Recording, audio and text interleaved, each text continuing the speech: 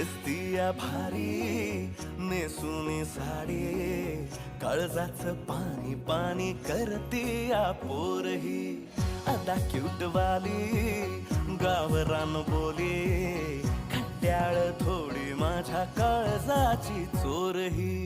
थोडं माझ्या पिरामात पड तू ग बाई, खुळ्यागत झाला मन तुझ्याच पायी. आता मला लागली या लग्नाची घाई, नाही आता बोलू नको अग माझी राणी.